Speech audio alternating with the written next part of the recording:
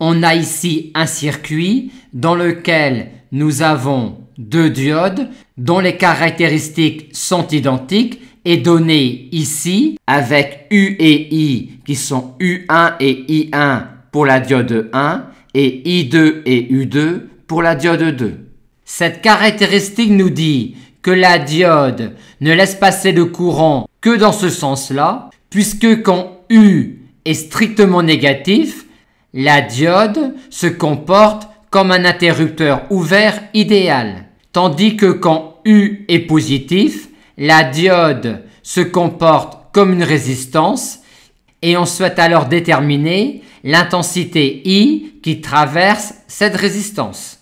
On va pour cela proposer deux raisonnements.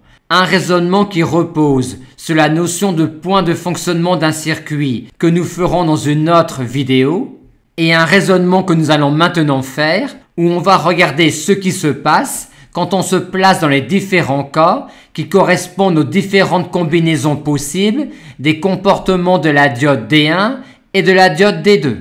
Vu qu'une diode a deux comportements possibles. K1, supposons que les deux diodes soient en fonctionnement bloquant, c'est-à-dire avec U1 strictement négatif et de même pour U2. Dans ce cas-là, les deux diodes se comportent comme des interrupteurs ouverts idéaux et on a donc alors I1 et I2 qui sont nuls et par suite I qui est nul. Mais est-ce possible d'avoir I égale 0 dans cette situation-là? Avec I égale 0, on a cette tension-là qui est nulle, c'est-à-dire la tension U2 qui est égale à E, ce qui est contradictoire avec la situation dans laquelle on s'est placé. Ce qui signifie que pour ce circuit-là, on ne sera pas dans cette situation-là. Passons maintenant au cas où la diode D1 est bloquante et où la diode D2 est passante. La diode D1 se comporte alors comme un interrupteur ouvert idéal et la diode D2 se comporte alors comme une résistance petit r.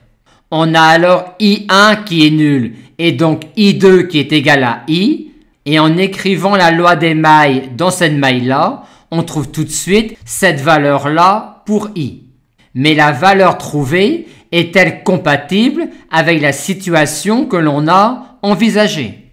Oui, car cette valeur de I-là donne un courant I2 égale I qui est positif et qui traverse donc bien la résistance dans ce sens-là, ce qui valide bien que U2 est positif.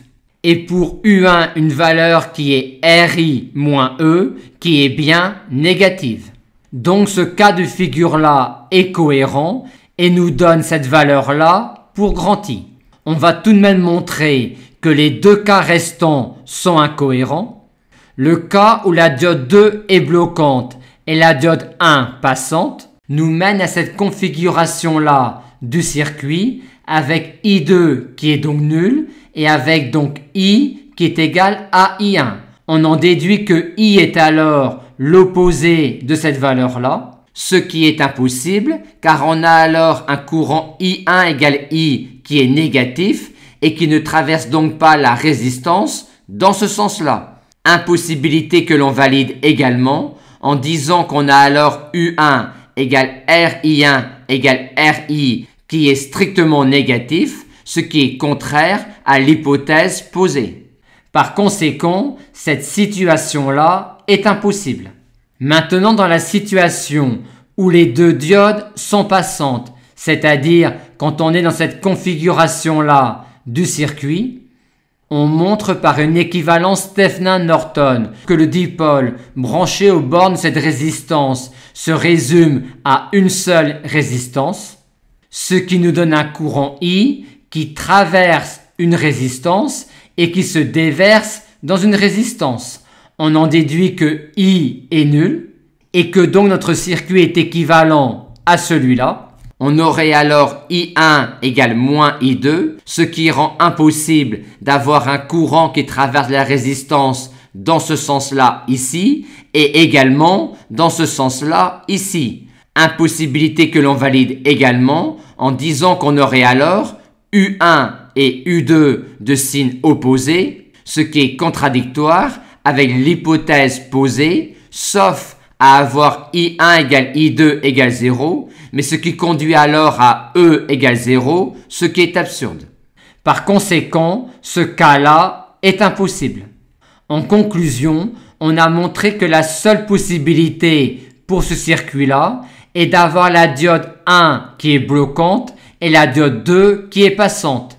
Et dans ce cas, on a alors un courant I qui traverse la résistance qui vaut cette valeur-là.